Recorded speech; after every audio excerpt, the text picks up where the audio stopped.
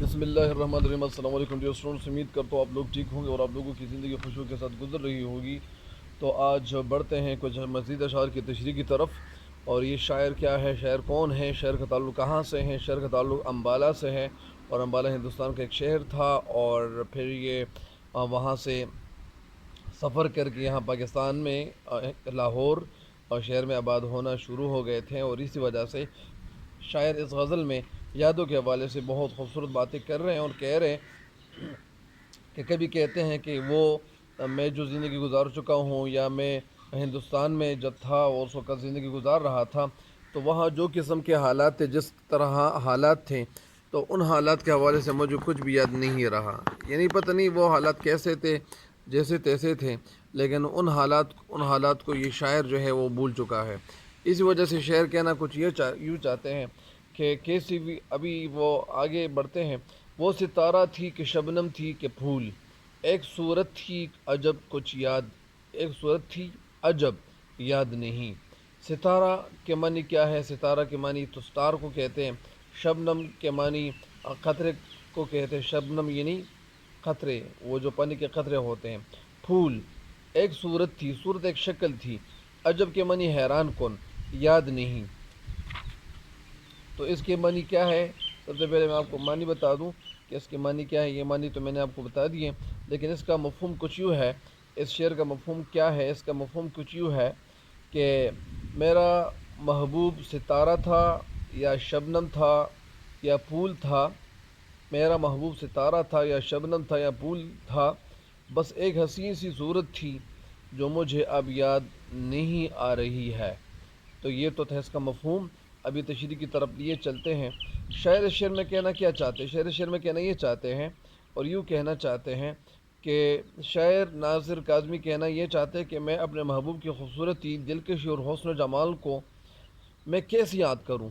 میں اس حسن جمال کو کون سا نام دوں، اور میں اسے کس طرح نام دوں؟ کون سا نام سے پکار دوں یا پکاروں؟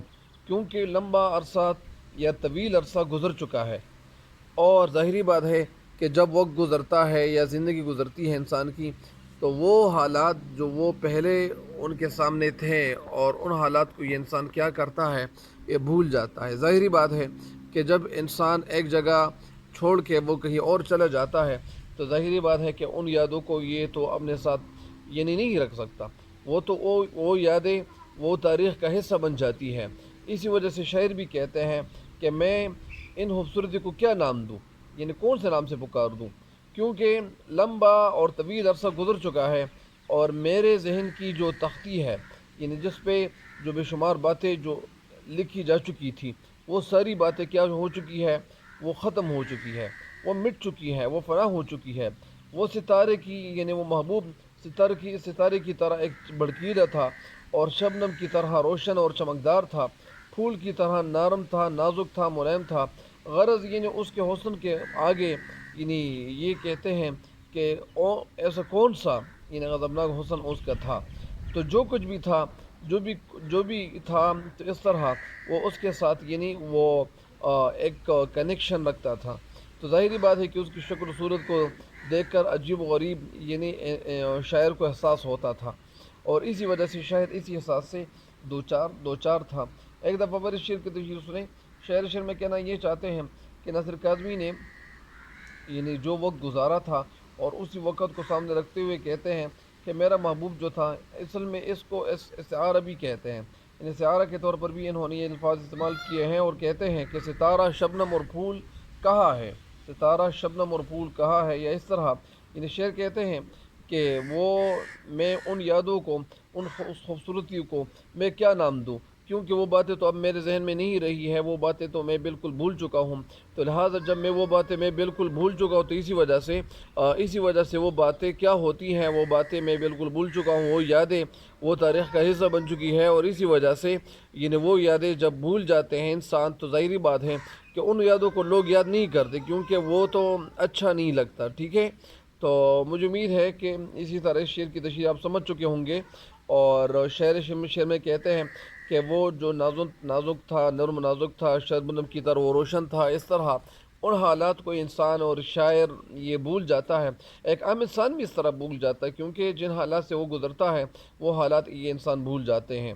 تو ظاہری بات ہے کہ شعر، اس کا ایک شعر ہے کہ غضب آنکھیں ستم آبرو عجب منہ کی صفائی ہے، عجب غضب آنکھیں ستم آبرو عجب منہ کی صفائی ہے، خدا نے اپنے ہاتھوں سے تیری صورت بنائی ہے، خدا نے اپنے ہاتھوں سے تیری صورت بنائی ہے، خدا نے اپنے ہاتھوں سے تیری صورت بنائی ہے، خدا نے اپنے ہاتھوں سے تیری صورت بنائی ہے۔ تو ظاہری بات ہے کہ اس شعر کی تشریح جو ہے وہ کیا ہے، اس شعر کی تشریح میں آپ کو بتا چکا ہوں۔ ابھی مزید شعر کی تشریح کی طرف لیے چلتے ہیں، اور مزید شعر کون سا ہے؟ شعر یہ ہے، کیسی ویرانی کیسی ویراں ہے گزرگاہ خیال، جب سے وہ عارض وہ لب یاد نہیں، کیسی ویراں ہے گزرگاہ خیال، جب سے وہ عارض وہ لب یاد نہیں۔ اصل میں یہ کیا استعارے اور کنائے اور تشبیہ استعارے کو سامنے رکھتے ہوئے استعمال کرتے ہیں، اور اس وجہ سے ان کے استعمال سے یعنی یہ حسن میں اضافہ ہو جاتا ہے، شاعر کی تشریح میں اس میں ایک ویران یعنی اس میں اضافہ ہو جاتا ہے۔ ویران کے معنی کیا ہے؟ وہ جگہ جو ویران ہو، سنسان ہو، چٹیل ہو، خراب ہو، اور اسی وجہ سے اس کو ویران کہتے ہیں۔ گزرگاہ کے معنی کیا ہے؟ گزرگاہ کے معنی وہ راستہ جہاں سے لوگ گزرتے ہیں اس کو گزرگاہ کہتے ہیں، یعنی گزرگاہ کے معنی یعنی راستہ۔ اور جب سے وہ عارض، عارض کے معنی کیا؟ عارض کا معنی ہے رخسار یعنی چہرہ، ماتھا، اور لب کے معنی ہے ہونٹ، تو لب کے معنی کیا ہے؟ ہونٹ ہے۔ اس شعر کا مفہوم کیا ہے؟ اس شعر کا مفہوم کچھ یوں ہے کہ جس وقت میں اپنے محبوب کے رخسار اور ہونٹ کو بھولا ہوں، یعنی میں وہ ہونٹ اور رخسار میں بھول چکا ہوں، میری سوچ کا راستہ ویران اور سنسان ہو گیا ہے۔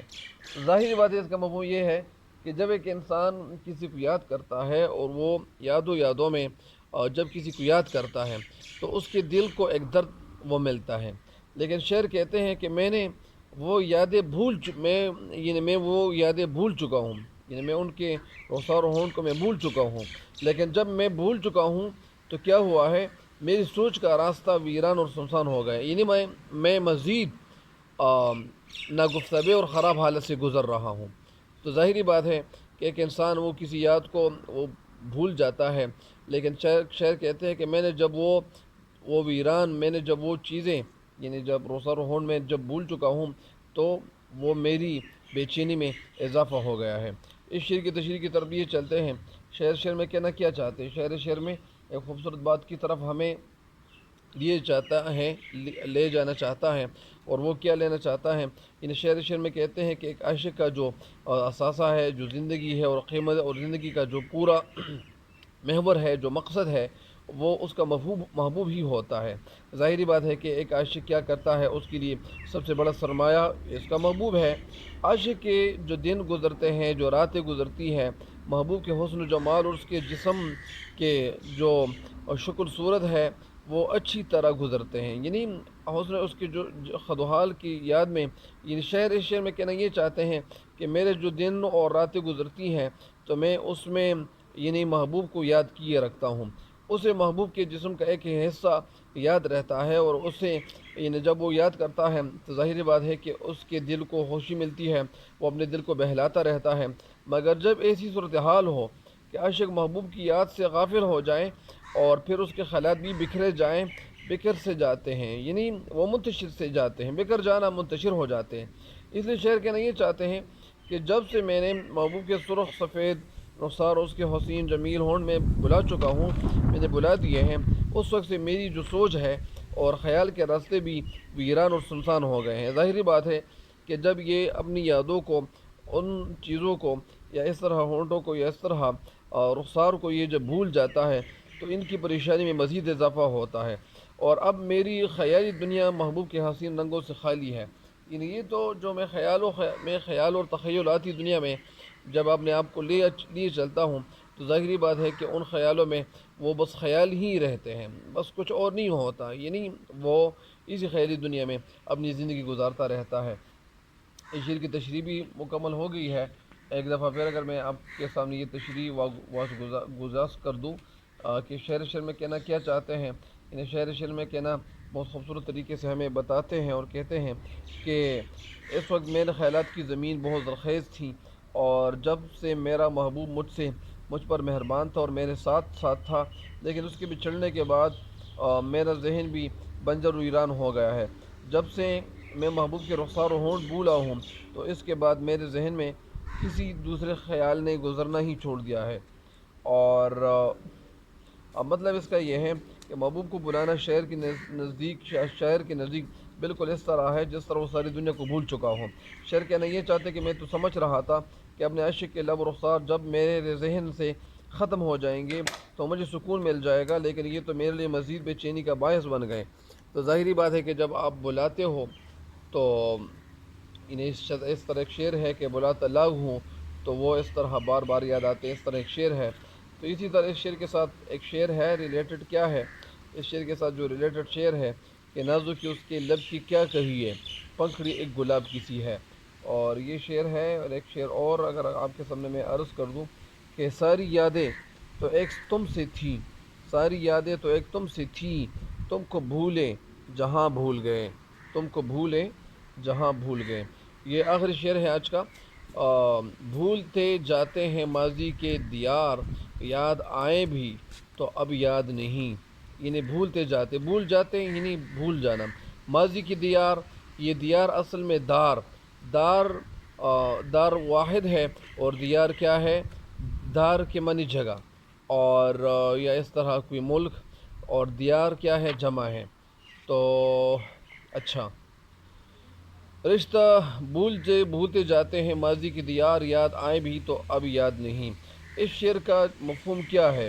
اس شعر کا جو مفہوم ہے وہ یہ ہے کہ ماضی میں جن ملکوں اور وطنوں کی میں نے سیر کی، اب وہ بھول گئے ہیں، اور یاد آنے سے بھی وہ یاد نہیں آ رہے ہیں۔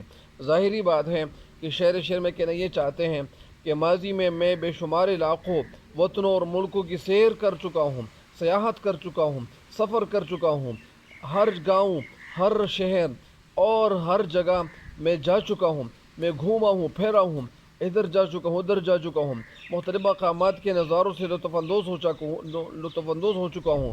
میں نے مختلف علاقوں کی سیر کی ہے، وہاں سیر کر کے میں خود کو یعنی میں محظوظ کر چکا ہوں، مگر اب یہ ساری باتیں ماضی کا حصہ بن چکی ہیں۔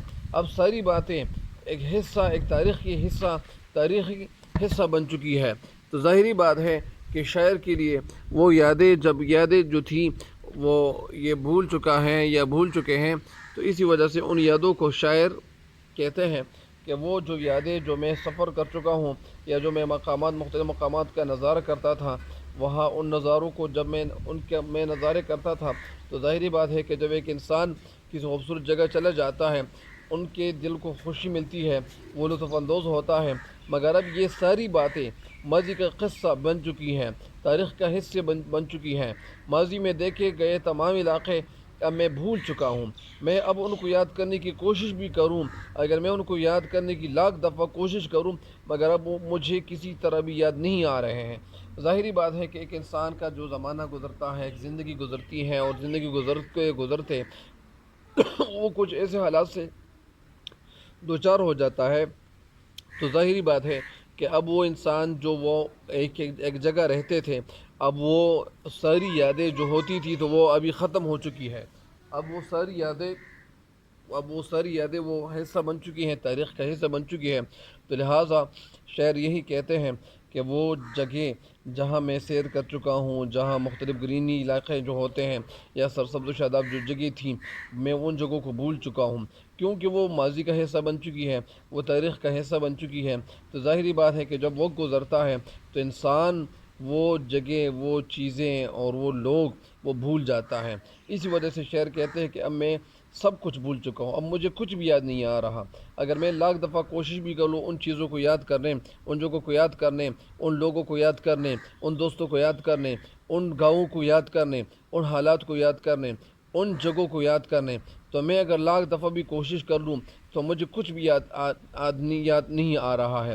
ظاہری بات ہے کہ زندگی جب گزرتی ہے تو بہت کچھ بدل جاتا ہے، لوگ بدل جاتے ہیں اور سپنے بدل جاتے ہیں۔ اسی وجہ سے شعر کی تشریح بھی مکمل ہو گئی ہے۔